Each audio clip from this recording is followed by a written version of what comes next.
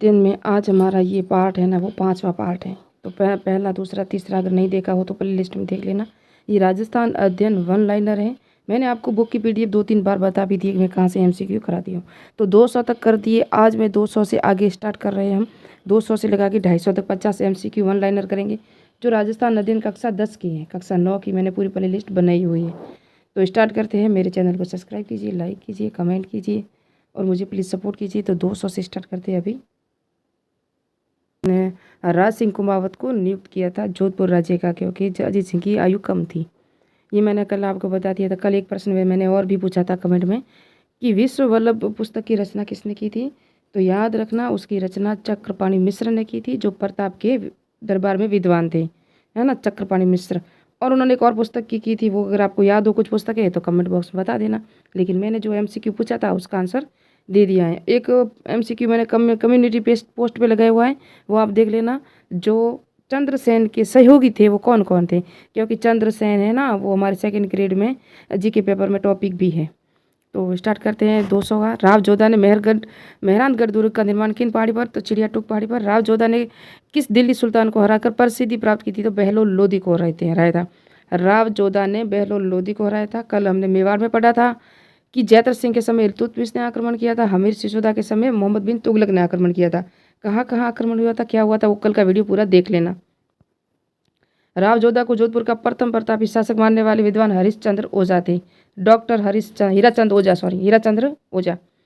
मारवाड़ के शासकों का कालक्रम चंद्रसेन आए थे 1562 से 81। उसके बाद आए थे मालदेव।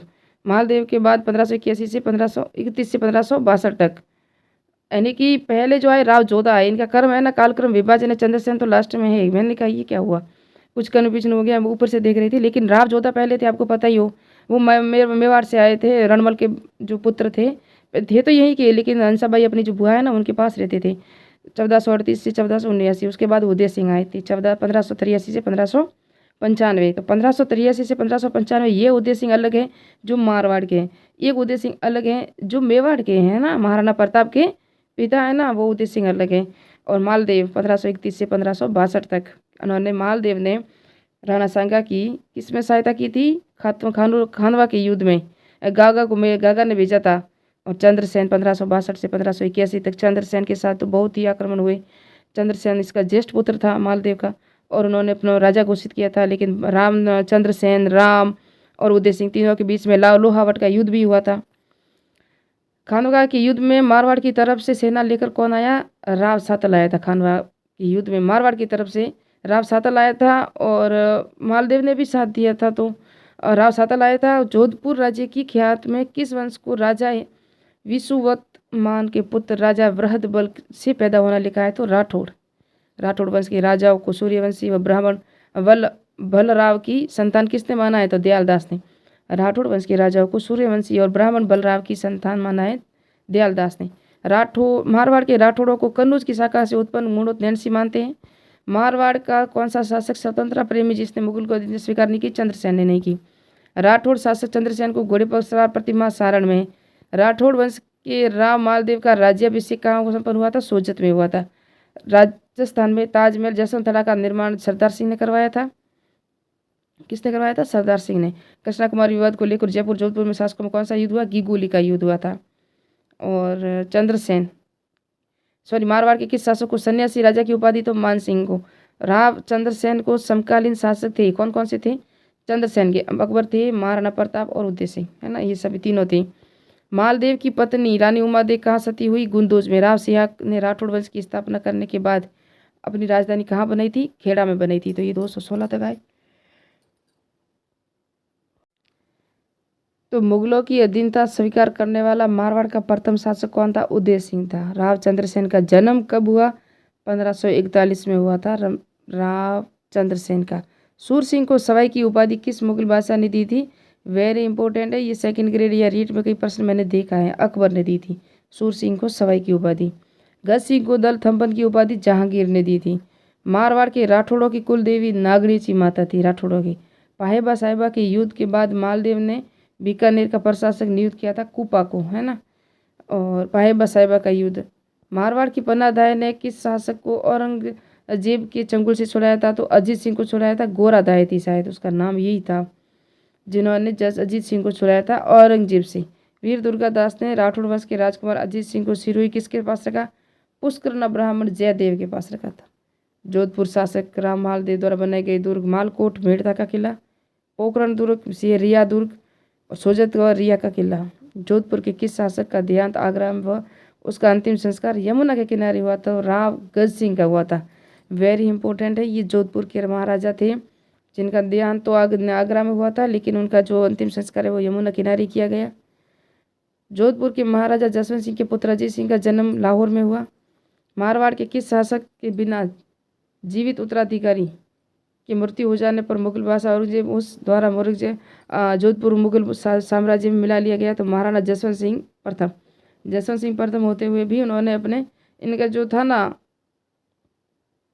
अजीत सिंह का पुत्री था, उनकी 2 रानियाँ थी, तो उनको पता नहीं था कि इनकी 2 रानियाँ जो है ना वो हमला थी, इनकी बच्चा होने वाला था। उन्होंने सोचा जसवंत सिंह की मृत्यु हो गई है, बिना जीवित उत्तराधिकारी की मृत्यु होने पर मुगल बादशाह ने औरंगजेब द्वारा जोधपुर का राज्य मुगल साम्राज्य मिला लिया, तो उन्होंने सोचा इनको खालसा घोषित कर लेते हैं, अपने साथ मिला लेते हैं।